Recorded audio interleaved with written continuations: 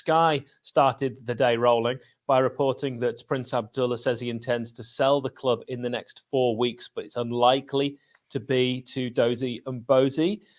We'll get to that. Prince Abdullah on selling to Dozy. I can't say it's off, but I think maybe now it's unlikely. But everything is open. I can't comment more than that. Now, he said that on Talk Sport. He also said on Talk Sport about selling the club. If we reach a decision, I want it to be before we start preparations for next season. It can't affect the team next year. It has to be done now. To sell is my intention, but nothing is guaranteed. I'm not going to sell to just anybody. I care about who owns the club next. There are some parties, plural, interested. I would rather do something in the next 4 weeks or do nothing, but these things never go as you expect. There are always complications. Ollie, just a quick fire reaction to that statement.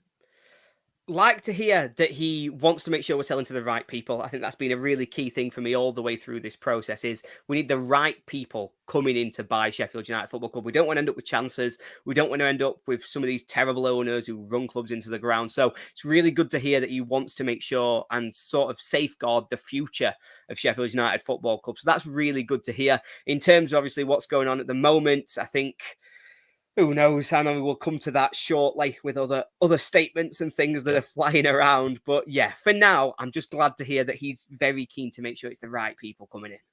Some people love a statement, and we're going to have one in just a moment. Multiple parties are interested in buying Sheffield United. This is what James Shield has reported today. Investors from North America have been gathering information on the club, whilst individuals from the Far East also have an interest. So that sounds like maybe a group from North America and maybe one or two perhaps separate people from the Far East. So we've also had an update where Dozy and Bozy, the founder of the Tingo Group, has put a tweet out on, unsurprisingly, Twitter.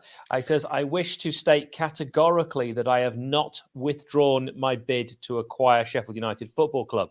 Beyond the £8.85 million paid to United World, I will continue to work with the experts and professionals I hired to buy the club. Earlier today, I had a positive and constructive conversation with the club's chairman, Youssef Giansirakusa, and Chief Executive Officer, Stephen Bettis, and I will continue to do so. This is my commitment to the fans of Sheffield United, and I look forward to reaching a positive outcome. Ollie, thoughts? Yeah, that's an interesting one, because obviously, like you say, it's just so different to the two statements. Obviously, we're hearing from the Prince that he's saying he's not officially said it's off, but that it's unlikely. And so it's interesting to see that obviously Dozy has come out fighting. I think he's done that numerous times through the process where there's been other things in the media, there's been other statements going around, and he has come out fighting a lot against those and has always reiterated his commitment to be the man who buys Sheffield United Football Club. I think for me, where we are right now,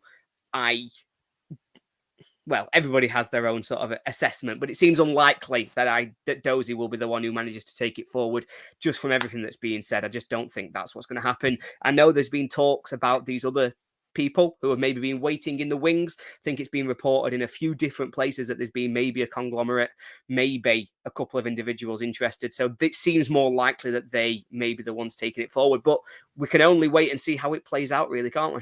Time will tell. In my opinion, it's a tremendous opportunity for a new owner. The potential, the fan base, the history.